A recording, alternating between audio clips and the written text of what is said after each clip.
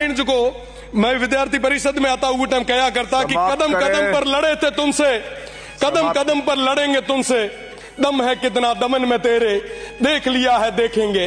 वो तमाम लोग आज भी तैयार है। बाड़मेर के शिव विधायक रविंदर सिंह भाटी ने विधानसभा में बजट पर बोलते हुए कहा, बजट से पहले तमाम प्रकार की मांग सरकार के सामने रखी। इन्होंने सुझाव मांगे, भर भर के सुझाव भेजे। बजट में एक भी जगह शिव विधानसभा का नाम नहीं डाला गया। मेरे शिव विधायक की तमाम उन जनता ने पूछा कि साहब क्या हुआ, शिव का नाम क्यों नहीं आया। मैंने पूछा कि साहब इनका मेरा लोकसभा चुनाव लड़ना रास नहीं आया। भाटी ने मांग की सड़क से सदन की लड़ाई को आगे नहीं बढ़ावे और सीमांत के लोगों की आवाज़ को सुने और सुविधाएं दिलाए। दरअसल भजनलाल सरकार के पहले फुल बजट के पिटारे में शिव विधानसभा में स्पेशल एक भी घोषणा नहीं हुई। इसके बाद शिव विधायक रविंदर सिंह भाटी ने तेवर तेज कर दिया है। वही सदन में इसको पुरजोर तरीके से रखा। शिव विधायक रविंदर सिंह भाटी बजट पर बोलने के दौरान कहा कि मेरी बात उस छोटे से गांव पादरिया से करना चाहूँगा। उस गांव हर दूसरा सदस्य फ्लोराइड पानी की बजाय दिव्यांग है। डीएनपी इलाके में आज़ादी के 75 साल बाद भी मूलभूत सुविधाएं भारी कमी है।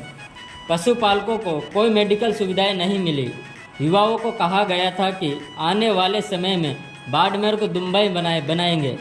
धीरे धीरे उनके सपने चूर चूर हो गए। उनको आज कोई रोजगार नहीं मिल रहा है। किसान कृषि कनेक्शन का वादा किया था, आज भी वो फाइल लेकर घूम रहे हैं। भाटी को बोलने के दौरान विधानसभा स्पीकर ने टोका और बोला कि आप हिंदी में बोलोगे तो एंट्री हो जाएगी। आज भी हमारे किसान भाई हाथ में पर्चियां लेकर घूम रहे हैं। पिछली सरकार ने तो कुछ नहीं दिया, इस वजह से विपक्ष में बैठे हैं। मेरा सरकार और मंत्रियों से मांग है कि किसानों की आवाज़ को सुना। बिजली की वजह से वो किसान आत्महत्या करने के कगार पर आ गए हैं। सरकार ने कहा कि हम राजस्थान की अर्थव्यवस्था को $3.50 मिलियन ले जाएंगे। मुझे समझ में नहीं आ रहा है कि आप बात $3.5 मिलियन की बात तो कर रहे हैं, लेकिन सीमांत का क्षेत्र छोड़ दिया। स्पीकर ने फिर टोंकते हुए कहा कि आपके भाषण को रिकॉर्ड में लेना है या करना है। रिकॉर्ड में लेने के लिए हिंदी में बोलोगे तो हर शब्द नोट हो जाएगा। रविंदर सिंह भाटी ने कहा, मैं आपसे ही था, कोई और नहीं था, कई और से नहीं आया था। अगर कोई रीस गुस्सा हो तो मेरे से निकाल लो। मेरे लोगों ने कुछ नहीं बिगाड़ा है। इस बजट में आपने सीमांत के उस लोगों को नकार कर उनके साथ कुठाराघात किया है। हम किसके लिए मांग रहे थे? उन लोगों के लिए जो आज़ादी के बाद तक उन आबाओं में जी रहे हैं। बदले में उनको क्या मिला?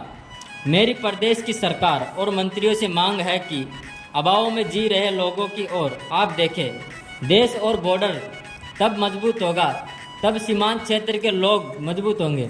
उन युवाओं को रोजगार, किसानों को बिजली, स्वास्थ्य सुविधाएं मिलेगी। आज के समय में कोई बात करने के लिए तैयार नहीं है। रविंदर सिंह भाटी ने फिर कहा, अगर कोई भी बात या कोई चीज़ है तो आप हमसे करें। उन सीमांत के लोगों को किसी भी चीज़ की सज़ा नहीं देंगे। मेरी मांग है कि आने वाले समय में सीमांत के लोगों को आप विशेष ध्यान रखें। साथ ही साथ शिक्षा, चिकित्सा में हालात बद से बदतर हो रहे। सारी सीटें खाली पड़ी है। पानी की कमी इस स्तर पर है। जो नर्मदा नहर स्कीम 2017 में पूरी होनी थी, वो अभी तक पेंडिंग चल रही है। विधायक ने जल जीवन मिशन पर अभी तक धरातल पर नहीं उतरा है। काम आधा अधूरा है। कोई मॉनिटरिंग किसी स्तर की नहीं है।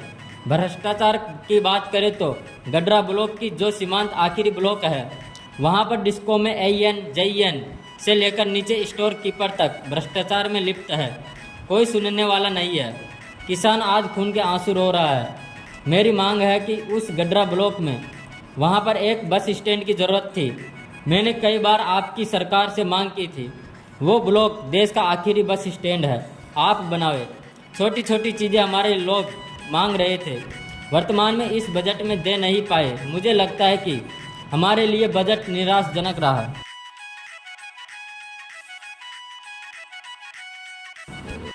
रविंदर सिंह भाटी ने लास्ट में ABVP में था, तब कहते थे कि कदम कदम से लड़े थे तुमसे, कदम कदम से लड़ेंगे तुमसे, दम है कितना दमन में तेरे, देख लिया है देखेंगे।